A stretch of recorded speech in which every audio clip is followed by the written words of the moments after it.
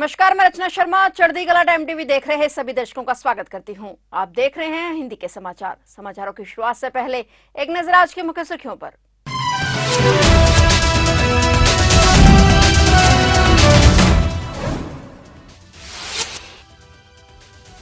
झारखंड में आज पीएम नरेंद्र मोदी का मेगा रोड शो। भाजपा उम्मीदवार उमर बावरू के लिए भी किया प्रचार, तो चुनावी रैलियों को भी किया संबोधित पीएम मोदी का road show.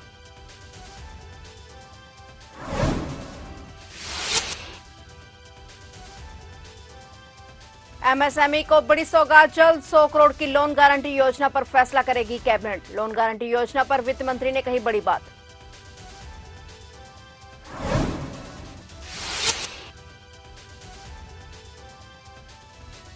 Noida greater Noida expressway पर भीषण हादसा, खड़े ट्रक में घुसी कार, परिवार के 5 लोगों की दर्दनाक मौत।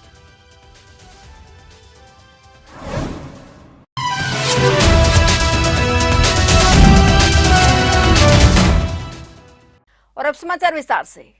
आज प्रधानमंत्री नरेंद्र मोदी झारखंड दौरे पर हैं। यहां प्रधानमंत्री नरेंद्र मोदी आज एक विशाल रोड शो को नेतृत्व करेंगे। इसके अलावा पीएम ने 2 रैलियों को भी संबोधित किया है। प्रधानमंत्री मोदी पहले बोकारो में जनसभा करने के बाद गुमला में जनसभा को संबोधित करने पहुंचे हैं। इसके अलावा शाम को प्रधानमंत्री मोदी रांची में एक रोड शो करेंगे। रोड शो ओटीसी ग्राउंड से शुरू होकर न्यू मार्केट चौक पर समाप्त होगा। पीएम मोदी ने बोकारो के चंदन क्यारी में भाजपा उम्मीदवार और झारखंड विधानसभा में नेता प्रतिपक्ष उमर कुमार बावरू के लिए भी प्रचार किया। गुमला में भी पीएम ने भाजपा प्रत्याशी सुदर्शन भगत के लिए वोट मांगे। वहीं पीएम मोदी के कार्यक्रम को लेकर राज्य पुलिस एक्टिव मोड पर है। यातायात पुलिस द्वारा जारी परामर्श के अनुसार रांची में दोपहर 2 बजे से रात 8 बजे के बीच सभी छोटे और बड़े मालवाहक वाहनों को प्रवेश प्रतिबंधित किया गया है। बता दें कि झारखंड की 81 सदस्यीय विधानसभा के लिए 13 नवंबर और 20 नवंबर को मतदान होगा, जबकि मतों की गिनती 23 नवंबर को होगी।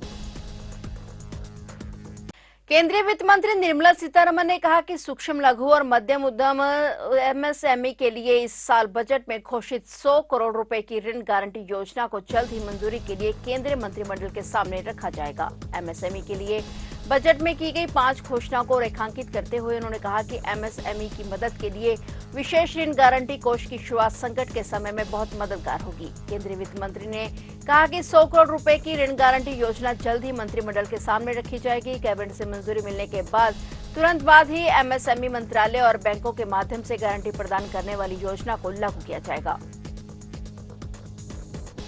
13 जनवरी से शुरू हो रहे महाकुंभ में दुनिया के कोने कोने से आने वाले करोड़ों श्रद्धालुओं की पहली बार हाईटेक जेट्स की निगरानी करेगी और महाकुंभ मेले में पहुंचने वाले करोड़ों श्रद्धालुओं की सुरक्षा प्रदेश सरकार की सर्वोच्च प्राथमिकता है। इसलिए जल, थल और नभ हर जगह सुरक्षा के कड़े प्रबंध किए जा रहे हैं और इसी क्रम में देश दुनिया से यहां आस्था की डुबकी लगाने पहुंचने वाले करोड़ों श्रद्धालुओं और साधु संतों की सुरक्षा के लिए पहली बार महाकुंभ में जल पुलिस का छोटा जहाज कहे जाने वाले 25 जेट्स की उतारे जा रहे हैं। ये हाईटेक जेट्स की और पलक झपकते ही कहीं भी पहुंचने में सक्षम होते हैं। योगी सरकार ने महाकुंभ में पहुंचने वाले करोड़ों श्रद्धालुओं की सुरक्षा के पुख्ता इंतजाम करवाए हैं।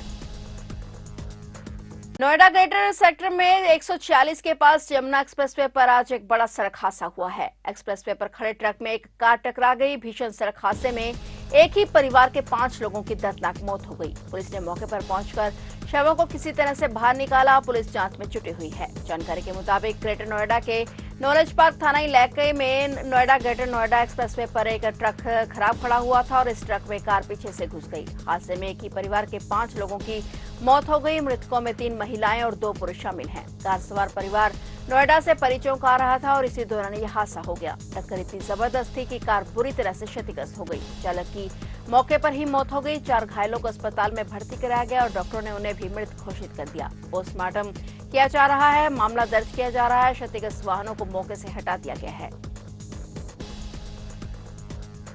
फसलों के एमएसपी की लीगल गारंटी की मांग को लेकर चल रहे किसान आंदोलन में खनौरी बॉर्डर पर गोली लगने से 21 फरवरी को बठिंडा के युवा किसान शुभकरण सिंह की मौत हो गई थी और इस मामले में शुभकरण सिंह का परिवार सीबीआई जांच करवाना चाहता है। मृतक के पिता चरणजीत सिंह और उसकी बहन ने हाईकोर्ट में याचिका लगाई है और इस केस में सीबीआई जांच कराने की मांग रखी है। हाईकोर्ट के जस्टिस करमजीत सिंह ने सभी प्रतिवादी पक्षों को नोटिस जारी कर मामले की सुनवाई 17 दिसंबर तक स्थगित कर दी है।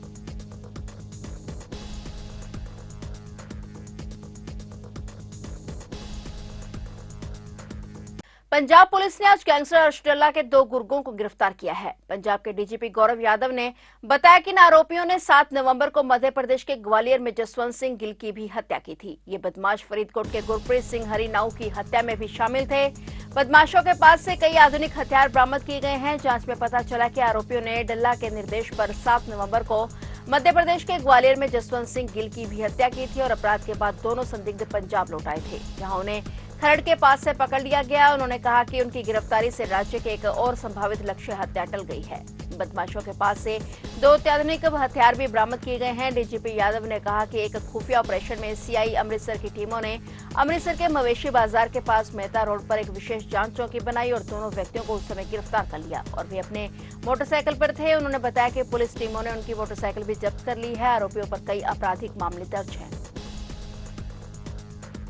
वाराणसी के प्राचीन घाटों पर विश्व प्रसिद्ध देव दीपावली इस बार 15 नवंबर को मनाई जाएगी। कहा जाता है कि इस भव्य दीपोत्सव को देखने के लिए खुद देवता स्वर्ग से धरती पर आते हैं। पर्यटन विभाग और वाराणसी के जिला प्रशासन की तरफ से देव दीपावली आयोजन को भव्य मनाने की तैयारी की गई है। जानकारी के मुताबिक काशी के घाट को देव दीपावली के अवसर पर 16 लाख दियों से जगमग कराने की तैयारी है। इसके अलावा 2 घाट पर लेजर शो का काम भी किया जाएगा और साथ ही वाराणसी का सबसे खूबसूरत घाट माना जाने वाला नमो घाट पर सांस्कृतिक कार्यक्रम को आयोजित करने की भी तैयारी है। 15 नवंबर देव दीपावली के ही दिन काशी के नमो घाट पर सांस्कृतिक कार्यक्रम का भी आयोजन किया जाएगा। काशी के देव दीपावली को लेकर पर्यटन विभाग और जिला प्रशासन की तरफ से तैयारियों को पूरा किया जा रहा है।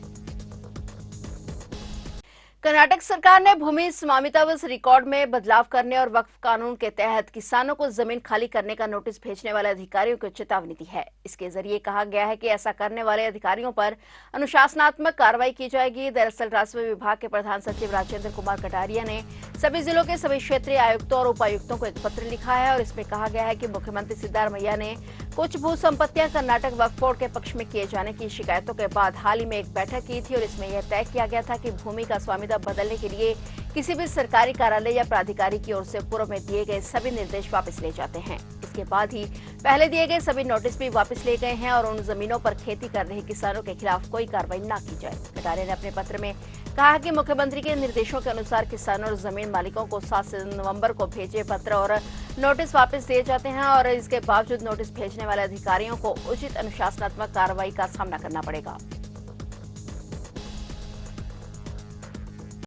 हिमाचल प्रदेश हाईकोर्ट ने चिट्टा तस्करी के आरोप में जेल में बंद आरोपियों को जमानत देने पर सख्त रुख अपनाया है। अदालत के अनुसार अगर चिट्टे के धंधे में संलिप्त लोगों को जमानत पर छोड़ा जाएगा तो समाज में गलत संदेश जाएगा। न्यायाधीश संदीप शर्मा की अदालत ने निचली अदालत को कहा कि जिन आरोपियों का चिट्टा मामले में जमानत नहीं हुई है उन मामलों की सुनवाई को प्राथमिकता में ले और अदालतें ट्रायल में देरी ना करें और समय सीमा के अंदर फैसला सुना दें। हाईकोर्ट ने 3 अलग-अलग मामलों में आरोपियों को जमानत देने से इनकार करते हुए याचिका को खारिज कर दिया है। न्यायाधीश संदीप शर्मा की अदालत ने 3 अलग-अलग मामलों को खारिज करते हुए ये फैसला दिया है।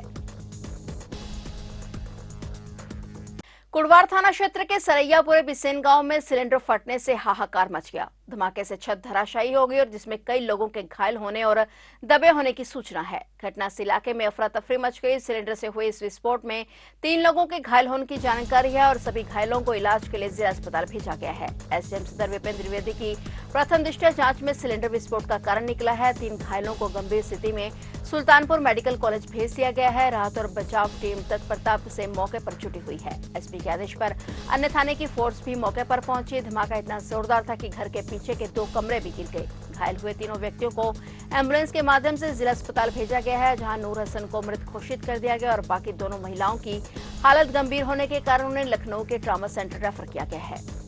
थाना कुड़वार के ग्राम सरैयापुरे बिसेन में गैस सिलेंडर के फटने की सूचना प्राप्त हुई, जिसमें 3 लोगों के घायल होने की जानकारी हुई। इनको तत्काल जिला अस्पताल भेजा गया। इलाज के दौरान जिनमें से नूर हसन की मृत्यु हो गई तथा अन्य 2 का इलाज हायर सेंटर पर चल रहा है। मौके पर फायर, पुलिस एवं फॉरेंसिक की टीमों ने पहुंच के जांच की तो मलबे के अंदर से गैस सिलेंडर के अवशेष प्राप्त हुए। इनमें नीचे और ऊपर के हिस्से एवं रेगुलेटर प्राप्त हुए हैं और अन्य हिस्से भी हैं, जिससे कि गैस सिलेंडर के फटने के कारण उक्त घटना के घटित होने की पुष्टि हुई। फिलहाल हिंदी के समाचारों में इतना ही और नए समाचारों के साथ फिर से हाजिर होंगे। तब तक के लिए देखते रहिए चढ़ती कला टाइम टीवी और मुझे दीजिए इजाजत। धन्यवाद।